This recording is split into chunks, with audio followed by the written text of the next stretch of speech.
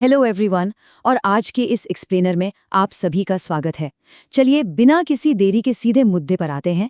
आज हम उन अदृश्य लेकिन बेहद शक्तिशाली रासायनिक ताकतों को डिकोड करने वाले हैं जो असल में हमारी रोजमर्रा की दुनिया को चला रही हैं। हम बात कर रहे हैं एसिड्स, बेसेस और सॉल्ट्स की। आज हम देखेंगे कि जब ये ताकतें आपस में टकराती हैं तो कैसी कमाल की केमिस्ट्री देखने को मिलती है। तो आज हम क्या क्या कवर करने वाले हैं, फटाफट से एजेंडा देख लेते हैं। सबसे पहले हम समझेंगे एसिड्स और उनके टाइप्स को। फिर बात करेंगे इंडिकेटर्स की जो इन केमिकल्स की पहचान कराते हैं। इसके बाद एसिड्स की केमिकल प्रॉपर्टीज, फिर उनकी विरोधी ताकत यानी बेसिस के बारे में जानेंगे और अंत में देखेंगे कि इनसे बनने वाले सॉल्ट्स हमारे कितने काम आते हैं। पार्ट 1, एसिड्स, प्रॉपर्टीज और टाइप्स। चलिए अपनी कहानी के पहले हीरो या कहें विलन से मिलते हैं। एसिड्स यानी अम्ल। दुनिया भर में इन्हें इनके खट्टे स्वाद और चीजों को गला देने वाले बेहद करोसिव स्वभाव के लिए जाना जाता है। देखिए, एसिड शब्द सुनते ही अक्सर दिमाग में खतरे की घंटी बजती है ना? लेकिन असल जिंदगी में हमेशा ऐसा नहीं होता। एक तरफ हमारे पास ऑर्गेनिक एसिड्स हैं जो पूरी तरह से नेचुरल हैं, जैसे सेब, नींबू या दही में पाए जाने वाले एसिड्स। इन्हें हम मज़े से खाते हैं और ये बिल्कुल सेफ हैं। लेकिन दूसरी तरफ हैं इनऑर्गेनिक या मिनरल एसिड्स, जैसे हाइड्रोक्लोरिक एसिड। इन्हें लैब में तैयार किया जाता है और ये इतने ज़्यादा कोरोसिव होते हैं कि इनसे बहुत बचकर रहना पड़ता है। तो सबसे अहम सवाल ये उठता है कि आखिर एक एसिड को एसिड बनाता कौन है? यही एंट्री होती है आर्हेनियस थ्योरी की। ये थ्योरी हमें बताती है कि जब भी किसी एसिड को पानी में मिलाया जाता है तो वो H+ यानी हाइड्रोजन आयन छोड़ता है, और यही उसकी सबसे बड़ी सुपर पावर है।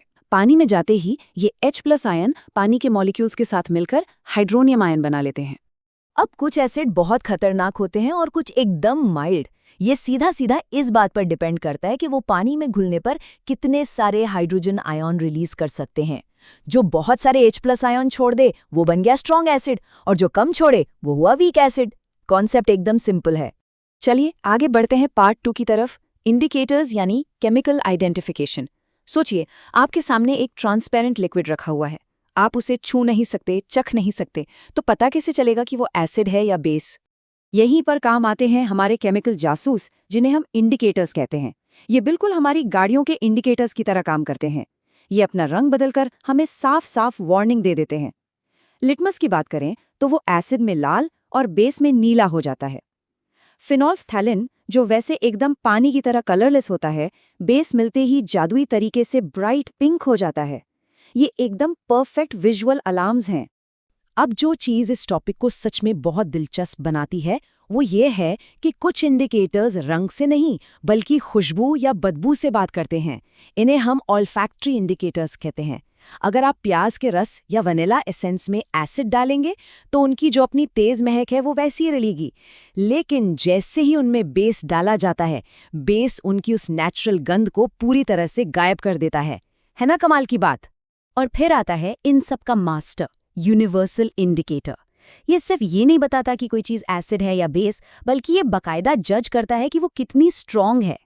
ये कई इंडिकेटर्स का एक मिक्सचर है जो एक पूरा कलर बैंड बनाता है।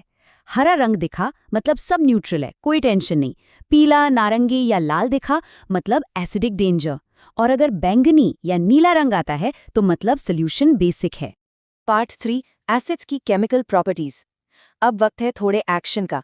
देखते हैं कि जब एसिड्स को दूसरे कच्चे मालों के साथ रिएक्ट कराया जाता है तो असल में क्या होता है।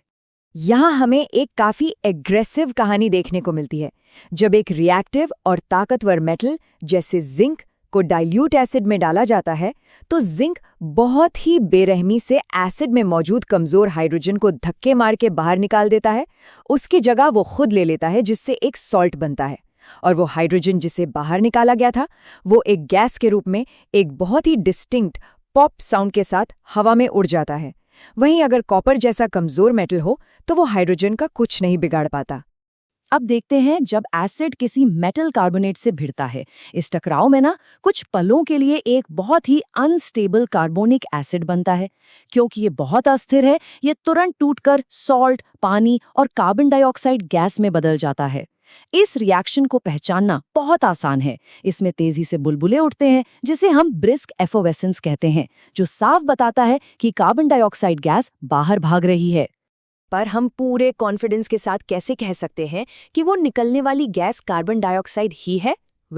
यही काम आता है हमारा लेजेंडरी लाइम वाटर टेस्ट। जब हम इस अदृश्य गैस को एकदम साफ चूने के पानी यानी लाइम वाटर से गुजारते हैं तो पानी तुरंत दूधिया सफेद यानी मिल्की वाइट हो जाता है। ऐसा इसलिए होता है क्योंकि वहां कैल्शियम कार्बोनेट का एक सफेद प्रेसिपिटेट बन जाता है। एक गैस जिसे हम देख नहीं सकते, उसकी पहचान करने का ये कितना ब्रिलियंट विजुअल तरीका है। Part 4, basis, the opposing force. अब वक्त आ गया है सिक्के का दूसरा पहलू देखने का। एसिड्स के सबसे बड़े दुश्मन और विरोधी प्राकृतिक बल से मिलिए बेसिस। और ये साइड बाय साइड कंपैरिजन बहुत ही शानदार तरीके से दिखाता है कि ये दोनों राइवल्स एक दूसरे से कितने अलग हैं। एसिड्स खट्टे होते हैं, H+ आयन छोड़ते हैं और नीले लिटमस को लाल कर देते हैं। इसके बिल्कुल उलट बेसिस स्वाद में कड़वे होते हैं, छूने पर साबुन जैसे चिकने लगते हैं, पानी में OH- आयन छोड़ते हैं और लाल लिटमस को नीला कर देते हैं। दोनों का काम करने का तरीका एकदम ऑपोजिट है। अब केमिस्ट्री का एक बहुत ही जरूरी थंब रूल हमेशा याद रखना चाहिए। वो ये है कि मेटल ऑक्साइड्स और मेटल हाइड्रोक्साइड्स लगभग हमेशा बेसिक नेचर के होते हैं। इसका सीधा सा मतलब ये है कि किसी भी रिएक्शन में ये पूरी तरह से एक बेस की तरह ही बर्ताव करेंगे। ये रूल चीजों को क्लासिफाई करने में बहुत हेल्प करता है। अब यहाँ एक बड़ा मजेदार ट्विस्ट है। जब एक बेस किसी नॉन मेटालिक ऑक्साइड जैसे कार्बन डाइऑक्साइड से रिएक्ट करता है तो रिजल्ट में सॉल्ट और पानी बनता है। लेकिन एक मिनट, सॉल्ट और पानी तो तब बनता है जब एसिड और बेस टकराते हैं, राइट? तो इससे ये साबित हो जाता है कि ये नॉन मेटालिक ऑक्साइड्स असल में छुपे रुस्तम हैं। ये बुनियादी तौर पर एसिड वाली टीम से ही चल रहे थे। तो अब तक हमने एसिड की आक्रामकता देख ली और बेस की विरोधी ताकत भी समझ ली। लेकिन अब आता है सबसे बड़ा सवाल, क्या होता है जब ये दोनों असीमित शक्तिशाली ताकतें आखिरकार आमने सामने आती हैं और एक दूसरे से टकराती हैं? इस महासंग्राम का फाइनल रिजल्ट होता है न्यूट्रलाइजेशन। जब एक एसिड और एक बेस आपस में टकराते हैं तो वे एक दूसरे के इफेक्ट को पूरी तरह से खत्म कर देते हैं या कहें कैंसिल आउट कर देते हैं। और इस टकराव के बाद जो बचता है वो है सॉल्ट और पानी। इसे रोजमर्रा की जिंदगी से जोड़ें तो जब पेट में एसिडिटी की वजह से बहुत तेज जलन होती है तो हम एक बेसिक सोडा पी लेते हैं। वो बेस तुरंत पेट के एक्स्ट्रा एसिड को न्यूट्रलाइज कर देता है और हमें इंस्टेंट रिलीफ मिल जाता है। हमारा फाइनल सेक्शन, पार्ट 5, सॉल्ट्स और एवरीडे कंपाउंड्स। न्यूट्रलाइजेशन की इस प्रोसेस से जो सॉल्ट्स बनते हैं वे सिर्फ केमिस्ट्री लैब तक सीमित नहीं है। ये वो बेहद उपयोगी चीजें हैं जो हमारे घरों और बड़ी बड़ी इंडस्ट्रीज को चला रही हैं। चलिए देखते हैं कि ये सब आपस में कैसे जुड़ता है। हमारा कॉमन सॉल्ट यानी सोडियम क्लोराइड, जिसे हम रोज खाने में इस्तेमाल करते हैं, वो असल में एक स्ट्रॉन्ग एसिड और स्ट्रॉन्ग बेस के टकराने से ही बनता है। इसे समुद्र के पानी को रेत के गड्ढों में सुखाकर निकाला जाता है। अब ये नमक सिर्फ हमारे नर्वस सिस्टम के लिए ही जरूरी नहीं है, बल्कि दुनिया भर की बड़ी बड़ी फैक्ट्रियों के लिए एक बहुत ही वाइटल रॉ मटेरियल का काम करता है। अब किचन का एक बहुत ही कॉमन कंफ्यूजन क्लियर करते हैं, baking soda versus baking powder. ध्यान दीजिएगा, बेकिंग सोडा एक प्योर माइल्ड बेस है।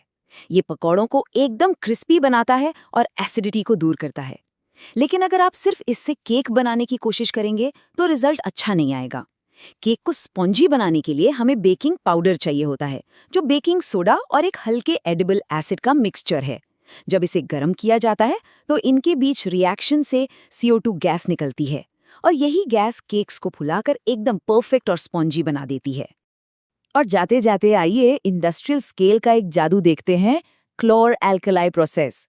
इसमें सबसे पहले हम ब्राइन तैयार करते हैं, जो कुछ नहीं बस नमक और पानी का एक गाढ़ा घोल है। फिर हम इस घोल से सीधे इलेक्ट्रिसिटी पास कराते हैं।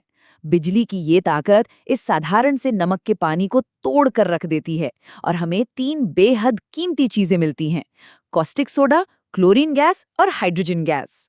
तो आज के इस एक्सप्लेनर में हमने ये डीकोड कर लिया है कि कैसे एसिड और बेस की इस टक्कर से वो सॉल्ट्स बनते हैं जिन्हें हम रोज इस्तेमाल करते हैं।